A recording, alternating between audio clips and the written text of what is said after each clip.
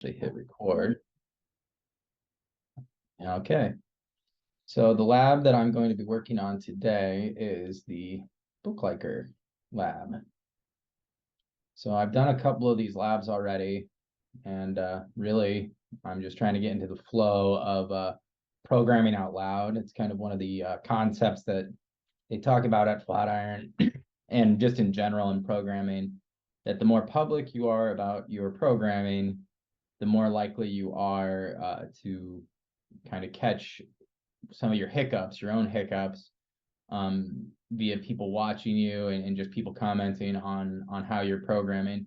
And so right now, this is usually how I start. I'll fork off the branch, just like everybody does, and then I'll read through a little bit of it, and then normally I'll just hop right over into my code editor, which I use VS Code. I think that's pretty standard. I've built out a couple folders for myself so that it's easier to keep everything organized. And so what I've done even is I kind of separate out when I have these things done. I just don't like having all of the folders right at the base level. It just makes it a little annoying when you're trying to find things. And so to just show that I have the other pieces, I throw them all in here just in case I want to reference to them later. But anyways, so starting with a git clone that locally, and then run this in my coding application, VS Code. So once I get into VS Code, usually where I'll start is grabbing a terminal. I'd rather have a terminal here. And then I'll always grab a preview of the README, put that over on my right side. And then I'll usually have my index also. And then I usually like to have my DB open. And then getting into this. So I already don't like this. So I like to keep my functions a little more separated than I feel like they normally suggest doing in Flatiron. I do code mostly in line as I'm going, but I try to break things out into functions as much as possible, just so I can really get an idea of how programming will be once this is my full-time job. But anyways, so that's my initial structure for my init and my DOM content loaded. The additional thing that I always like to do is to get my server running with the watch on. And then a tip that I have for this one is that you can either do Control Shift B, I think it is. Oh, Control Shift 5, close enough. Control Shift 5 allows you to split your terminal. So you have a 2 here, and that way you can have one on your left and one on your right. And then you can do a lot of things just having them just existing at the same time. And that way you can at least be looking through things as you're going. And then one that our instructor told us to skip, but I kind of enjoy having, is the Postman application. So this doesn't do too much other than it gives you a little bit of ability to just build out your API requests in a different format. It seems to be really nice for if you're trying to structure a bunch of requests, then you can kind of offload it into Postman and then translate that back into your code. So for this one, I'm going to call this what the name of the lab is, which is Bookliker. So that will be my folder. And then I will create my first request. And then just to make sure that my server is running properly, I'll grab this guy. So you can already see that it's grabbing a GET request. We don't really have to worry that it pasted this in there. That doesn't mean anything because this is just a read-only interface here. So it launched the database here, and so this kind of shows you the structure of the database that we're going to be dealing with. And so that gives us everything we really need. And so what you can do with Postman, which is really nice, is you can build out any API requests that you're wanting to do in Postman also. And so pretty much all this allows you to do is structure your GET requests in pure HTTP. And I don't know how much I'll need to use this really for this lab, but this is just kind of my normal go-to. So I'll save that request here for GET books. Now let's launch the website. So explorer.exe, index.html. And this is a little more than I normally would do, but I feel like because I am recording this, I probably should start from scratch. Okay, so it's pretty bare bones, what's present currently in the HTML.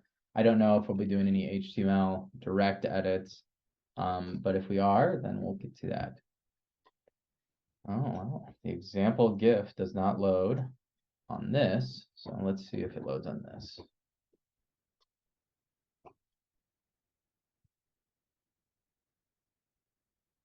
Okay.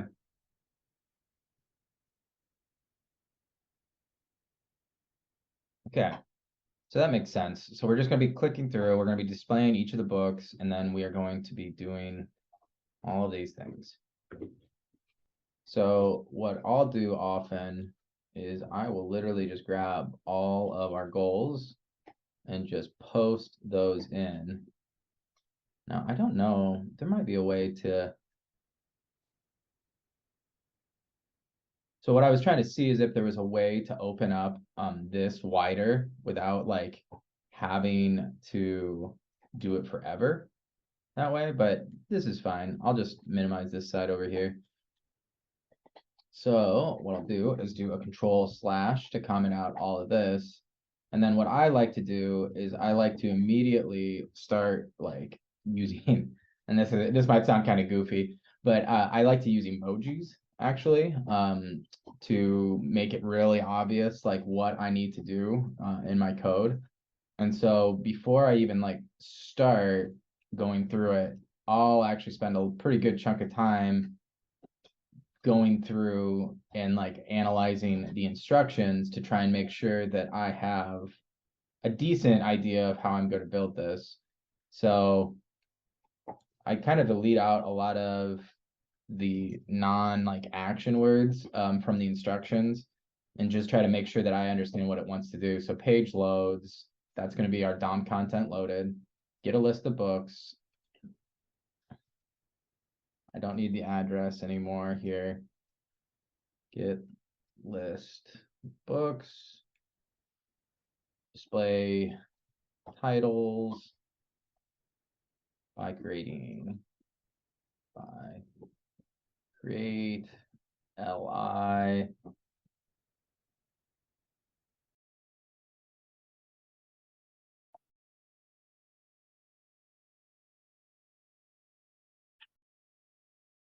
add each li to the list element.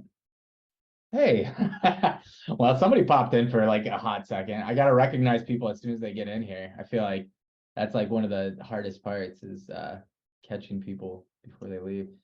So when a user clicks the title of a book, user clicks title, display books, thumbnail, description, and list of users who have liked the book.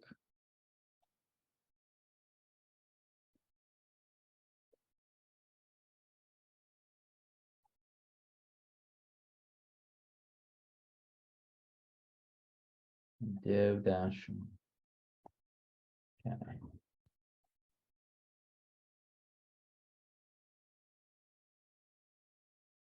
Like a book. Okay. User like a book.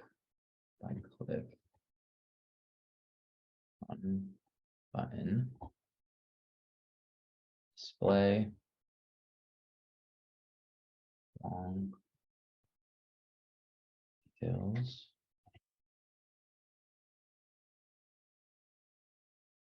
Button. Click. Send patch request. Yeah, I like that. It shows what I need to do. Books ID.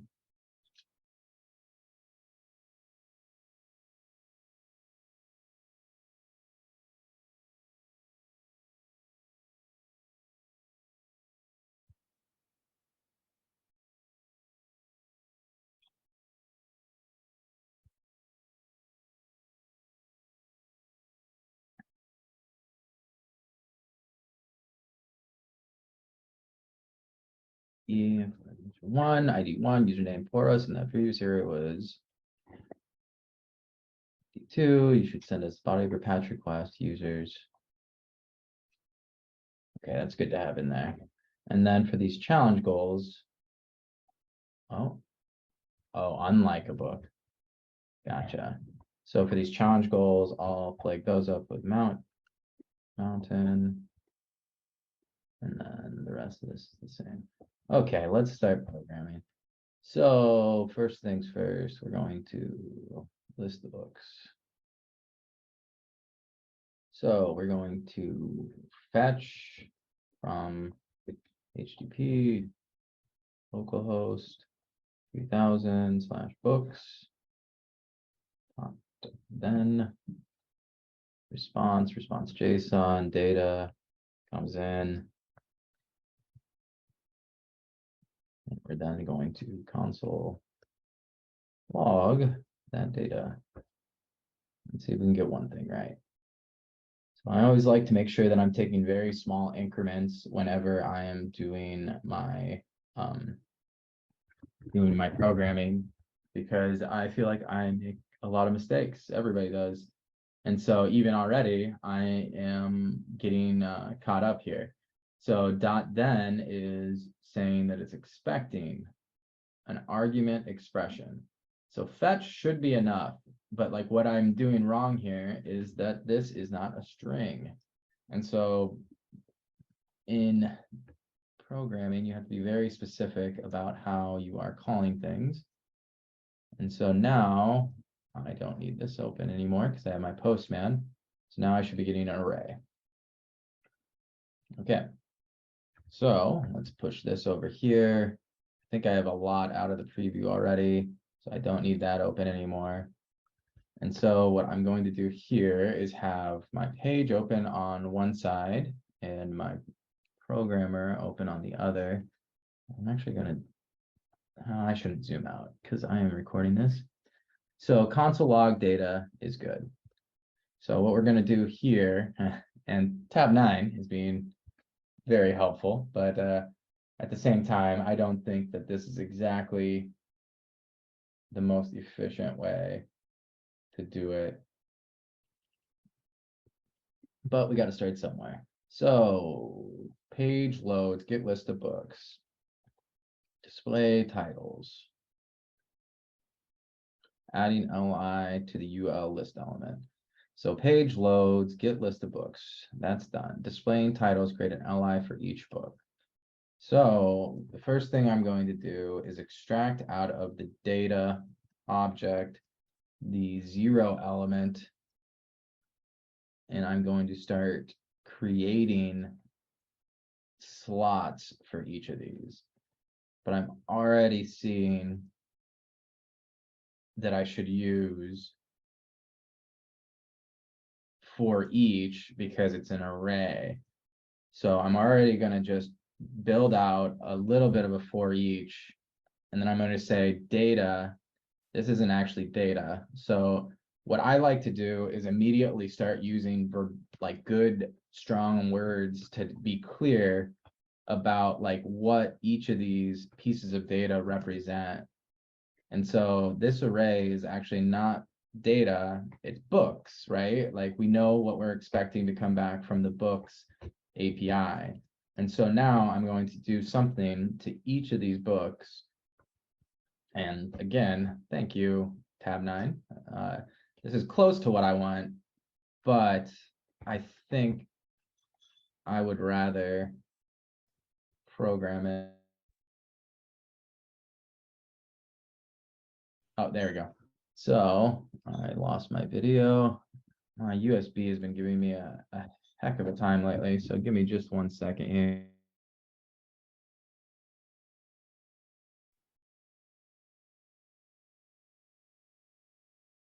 So let's see my face. There we go. Okay. So for each book, what are we going to do to each of these books? Well, we are going to extract out each of these books title. And so for this part of it, we're going to grab the book.title. And then I believe that's all they want, display title, creating a LI for each book. So, yep, tab 9's got it kind of right here. Well, inner HTML is wrong. Oh, hey, Garrick. I'm glad you could join. Sorry, I didn't mean to make noise. Keep Oh, going. no, Sorry. a lot of people creep in and then just bounce right back out. Like I'm trying to get better at like this whole streaming thing, but text content equals title. So this should build us the list element, but so far we don't actually have the list element coming in to the body yet. And so what they want us to do is to add it to the UL hashtag #. I wish there was a better name for this thing, but to that class. And so what I want to do is to find that class.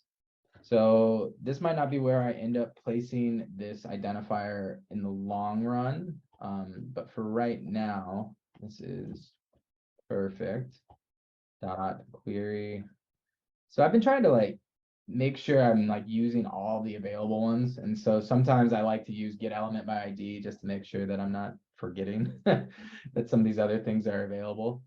So it says use UL dash list, which would be fine if we were doing query selector. But in this case, get element by ID cannot pull in the UL portion. It just takes the ID only. That's the only argument that it will accept, as evidenced by the hover over text telling me what it will take.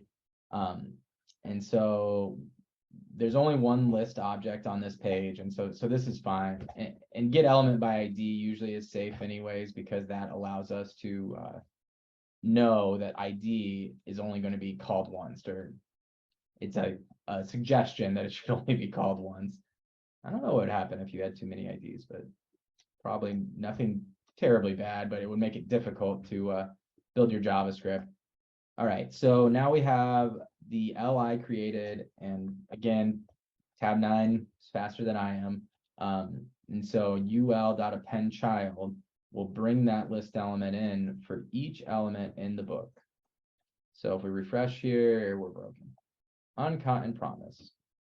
Books for each is not a function. This is where I screw up every single time I do for each. You have to have a capital E. And there we go. So we have all of our grapefruit, and what are these books? So I've heard of like maybe 3 of these books, but anyways, so this one is, I believe, green. So now we are listing the books, pages are loading, getting list of books, display titles, creating LI for each element, add each LI. Done. So now we're going into show details. So what I'm going to do here, user clicks title, displays books, thumbnail, description, and list of users. This is too much. Okay, so display, thumbnail, description, and list of users.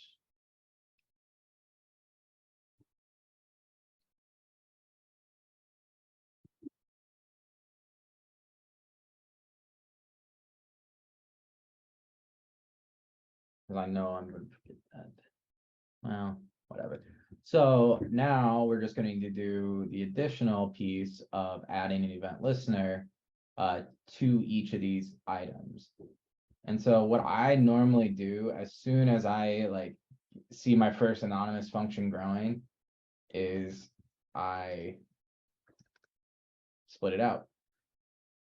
And so I was calling everything with function, but I was told like an ES6, which is JavaScript 6, which is ECMA script. I don't know. It's goofy, like where the naming conventions come from. But an ES6 is constant. Let's call this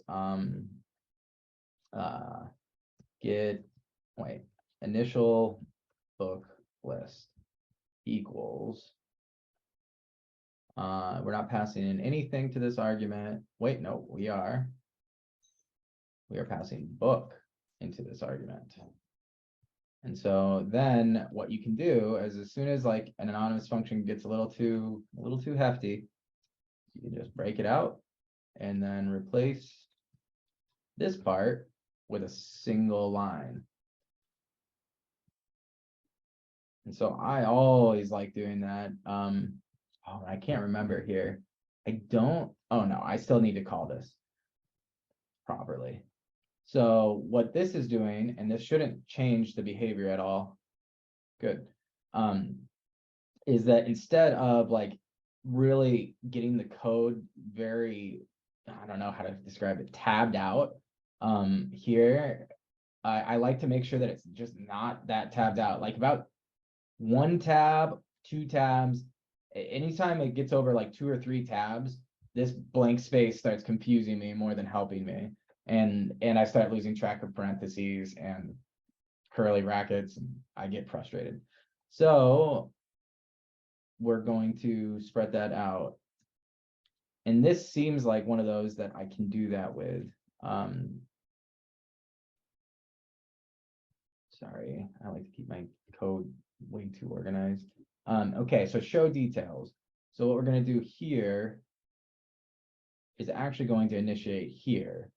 So what we want to do, and it doesn't really matter if I do it above or below this, because we're still referencing this element when we append the child, but it's, in my mind, it's better probably to do everything first and then append it into the system, but I'm not really sure. So on this event listener, we're going to console log test.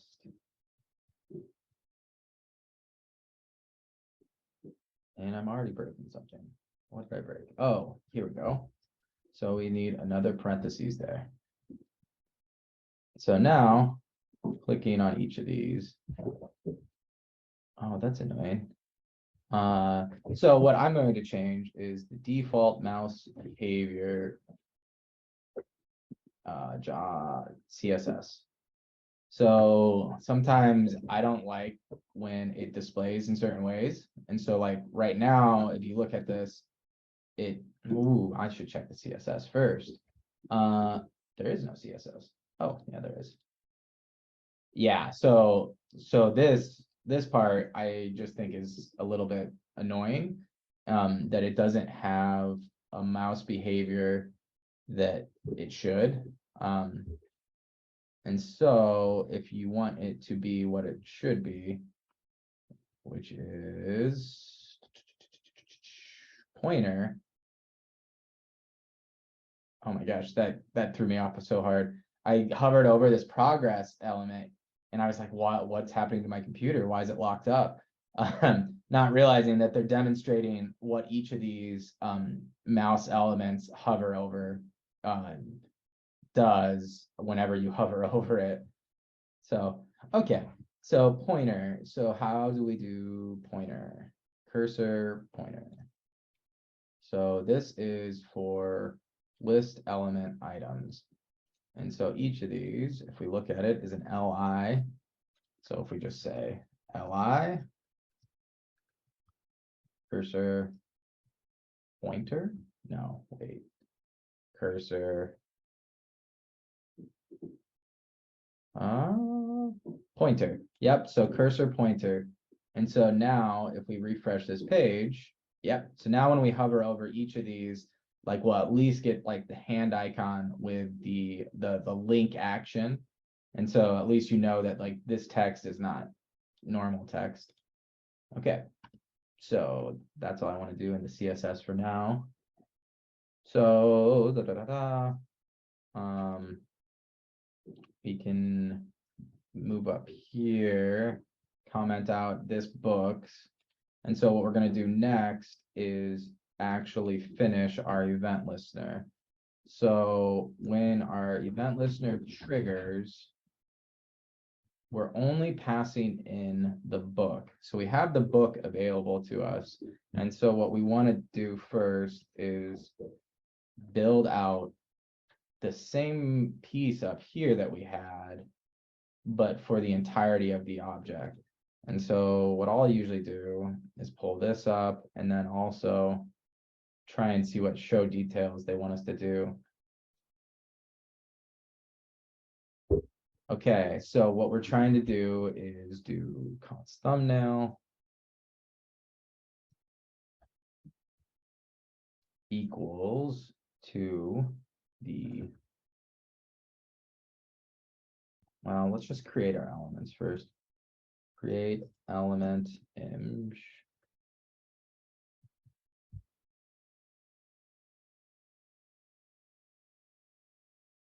Okay. Well, no, thumbnail goes first, then description, then list of users. So this is going to be a new unordered list element. I think they showed us in the GIF whether they wanted it to be ordered or not. Okay, that looks like an unordered list. So let's do UL, and then this is going to be P, maybe. Yeah. So now we have our elements created, and so this will make it a little easier to reference these when we're wanting to build out the rest of our structure. And so right now there is our list panel on our left, and then there's our show panel. And so what we want to do is we want to find that show panel. So it doesn't matter where I do it, but I'm going to do it here. Show panel div. And so what this is going to do is that it should give me the ability, oh, and I should create a header too, h1. So now let's build. So h1 dot text content equals our book dot title, right? Book dot title, not titles. Then we can kind of go through the same thing. Img is always a little bit different. Img dot URL. And then for this one, we're going to do P text content, B book dot description. And then for this one, we are going to do UL. Oh, so this one's going to be a little different. So this is going to be rendering each of these objects separately. So what I'm going to do is actually just run a test here, because I know more users will go here, ... And so this should be the bare bones, I believe, that I need in order for each of these clicks to do something. Oh, nope. So I forgot to do key part, which is to say show panel div dot append and then throwing in all my elements. H1, img, p, ql. And so this will work fine for now, but we might need to do something to reset this on click, because I think right now what's going to happen is that it's just going to, it's just going to keep on stacking. And so what we need to do before we append is make sure that panel div is empty. And so I'm not exactly sure how I'm going to do that. I've ran into a couple different ways. I've tried doing inner HTML, and that seems to work sometimes. Is it okay if but I make a suggestion? yeah, Not yeah, necessarily tell you. yes. Okay, cool. I think like, so tell me like, when you're doing this, right? When you click something, Mm-hmm. it's creating an element for Mm-hmm. you, right? And that's why it keeps creating things, right? It's creating new H1 elements and image elements. But like when you click it, like maybe there's a way where you don't have to keep creating elements, right? You're just always Oh, reassembling elements right. instead. Okay. So you're Mhm. saying that instead of like wiping it out and then re-rendering, like trying just to replace the text content. Yeah. Oh. So why isn't it already doing that? Oh, because I'm creating new ones each time. Okay. Right.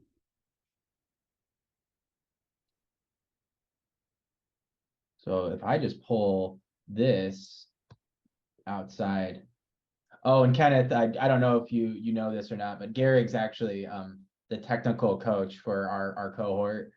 And so if you have any questions about Flatiron, like feel free. Don't come, don't go. Very cool. I'm still on the GitHub and beginner part of the digital crafts cohort in Atlanta. Nice. That's Nice. awesome. Hey, good job. Yeah, I mean it's all pretty tough. Okay, So so instead of doing this where I'm creating an element each time, I'm going to do that up here. And I'm actually going to only do this. Oh no, this is going to do it multiple times for every yeah, book. you could do it up there, but why not just make it global? Yeah, right? yeah, I hear you. You can even put it outside your init, unless you're doing, yeah, you can even put it outside your init, right? Like So on the only line. reason I had it in the init was because I saw that this said that like the page loads is really the big one that I like was trying to keep everything in the init. But I guess it doesn't matter because your No. HTML couldn't really do anything until it loads, right? Exactly. And think of this as almost like instead of hard coding the HTML, you're just not hard coding the HTML. I mean, because if this was a real project, you'd probably just hard code those little Right. divs in to begin with. Right. Like why aren't those IDs in those elements in the HTML? Like I thought about doing that is like coming over here and just like, okay, like none of the structure's here already. Like might as well just build it in versus like creating tons of elements in the JavaScript every time. Exactly. So Yeah. that's essentially what you're doing, right? You're just building those out without hard coding, quote unquote. But yeah. Okay. Yeah, cool. Okay, so perfect. So what I'm going to do is define these elements. And because I'm crazy like this, I'm going to function. I gotta do it. I have to do it. No, I'm not going to. You're right. I feel like I try to functionalize everything to just give it like, a purpose and then call it, but I feel like sometimes I overdo it and like that just eats up time. Okay, so. Yeah, test it out. See if So it's, this oh yeah. should, no, this is still not gonna work. Yeah, that's fine if you have that there. And that's actually nice if you have that there, I think. Really? And I would test it out. And Because to me, I thought that this was going, okay, yeah, I'll try it. Yeah, Ah, I was worried that this append, because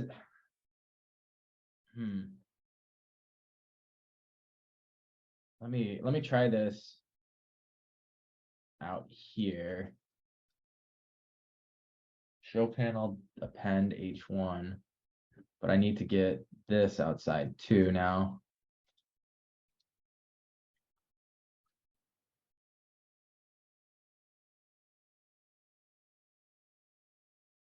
Okay.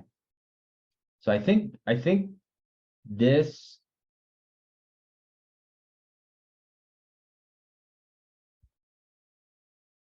this should work. Because like what we're doing here,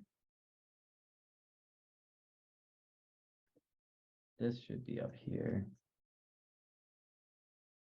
Just to make it more sane. Okay, so li text content, do all my UL stuff. Okay, now li add event listener. Yeah, I think this should work.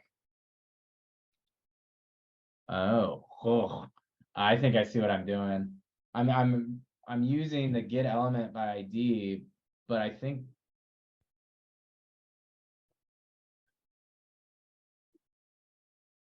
I don't actually know. yeah, that's interesting. I don't know either. Yeah, no worries. So like let's walk through it. Like const h1 img p ul. So these should all be empty. So is this going over, like, can you inspect this and to see Yeah. like, so it's just one thing in the list now? UL So I'm ID. replacing that ul text content. Oh, here's my problem. I'm building two lists and I'm trying to append this UL. I think this UL,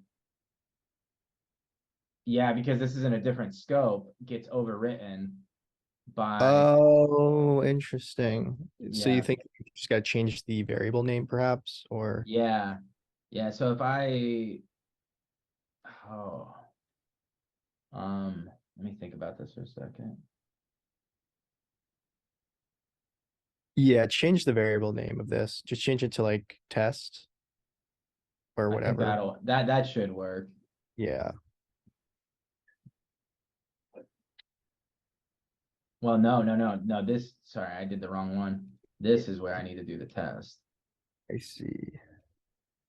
So um, left split list.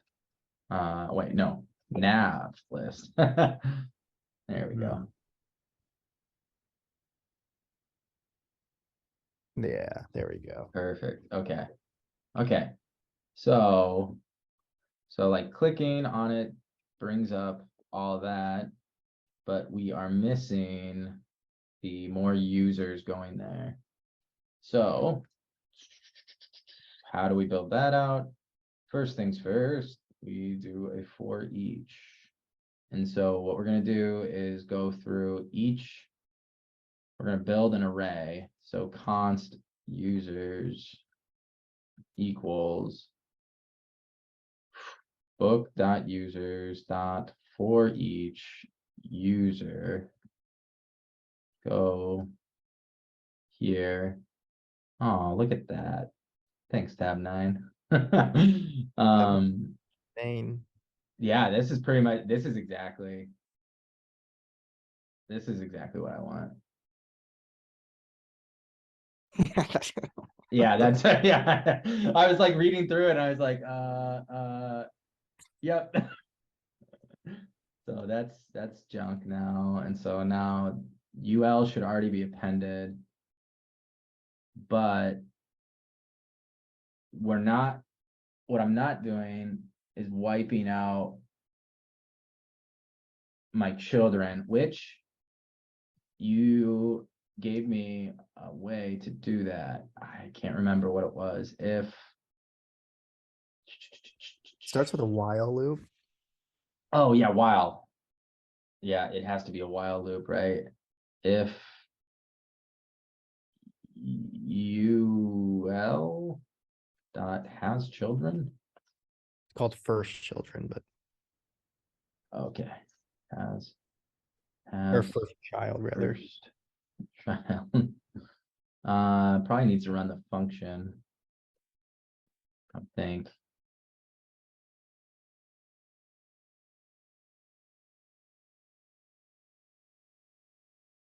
I do UL dot first child. Well. So this is dot UL. Oh, I see what you're saying. Unless that, I don't know if tab 9 is having that work. I'm not really sure. You're just saying like first child list. Yeah, first child. And I wouldn't, and do you invoke that? I can't remember. I don't think you invoke it though. Is it a property or not a property? I remember reading about that one. It was like there's properties and like methods that are associated with objects. Right. Yeah, and I couldn't wrap my head around it really of like you use get keyword that it's like already associated and you can call it like a property of an object. Right. Yeah. Okay, so And then oh, I still need to I don't have anybody else that's coming through. delete the ul.append li, by the way. I think line 65. Oh, smart. So there's Yeah. Dang, tab 9. I think that should do it. Oh, I got a while loop that's not stopping. yes, because refresh your page, but I think it was because while you were removing it, you were also appending it, and it was Gotcha. never. Oh, it won't even let me refresh the page. Okay, Yeah. we're gonna exit out of that guy. This is how you crash your computer. Right. I got into that when I was doing some of the leak code algorithms. And oh my gosh. I just got a new CPU. I got a new 50 AMD 5800 Ryzen. And like Damn. I'm so nervous. Like anytime anything hiccups with my computer, I'm like, oh God. Nice. Oh, I'm supposed to do it with likes. So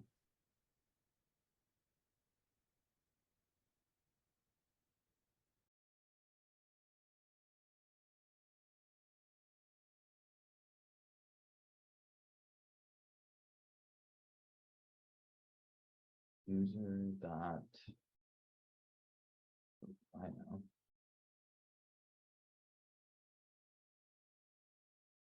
Gotta be a server I have running somewhere.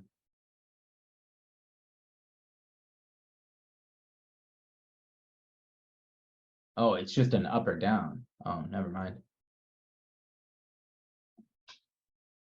So there isn't how many likes you have. You just like it or not. Oh, right. Interesting. Gotcha.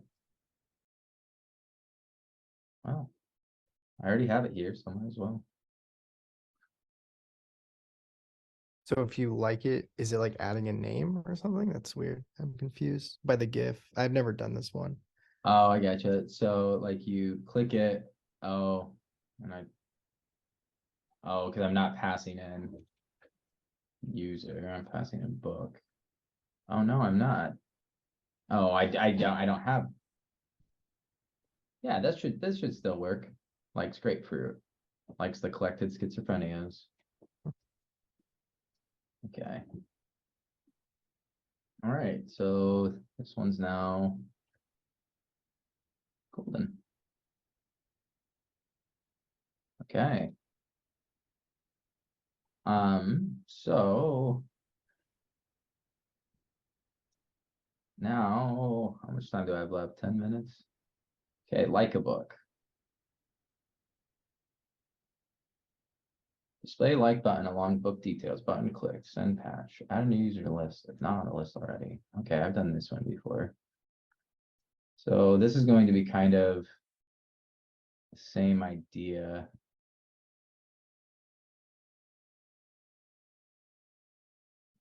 So I just need to add a button next to the H1. Well, don't want the button to appear until the first click. Yeah, so I want to do it here.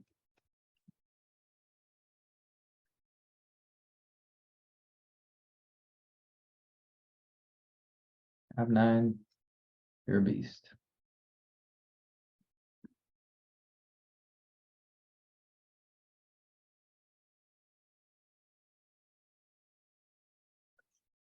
This is gonna be weird. Okay, so fetch. Wait, do I actually have to update the server? You taught me this, Gary, I think. Yeah. I don't know what you're doing. I just love when you hear like this is gonna be weird. Yeah, that's like every thought I ever had before. Yeah. And anytime like I'm like nesting event listeners, I'm like, oh shit, sorry, I didn't mean to have my beer in front. Sorry. But like anytime I'm nesting event listeners, it just feels wrong. You know, like I feel like I'm just like going too many layers deep, and then I'm like, oh, now I should go to the HTML side of things and like build more structure into the original. Right. And so like anytime I start doing like a bunch of create elements like this, like it always feels kind of weird. But Yeah. It's how do I explain? Like, by the way, sometimes I say like, oh, I hate this phase. I actually like vanilla JavaScript a lot. I enjoy coding in it. It's just interesting, but you definitely feel like you're not doing it right when you're coding. And that's why they developed React, because vanilla JavaScript can get so it's just things can get so convoluted, especially like on just a large scale yeah. problem. And I don't know if Yeah. you ever heard have you heard of jQuery before? Yeah. Yeah. So I've been Way like reading up on like some of the jQuery stuff since we did the data set lecture. And like cheers. There you go. Yeah. But and that's how it used to be, right? It was jQuery everything. Because I see so many books about it.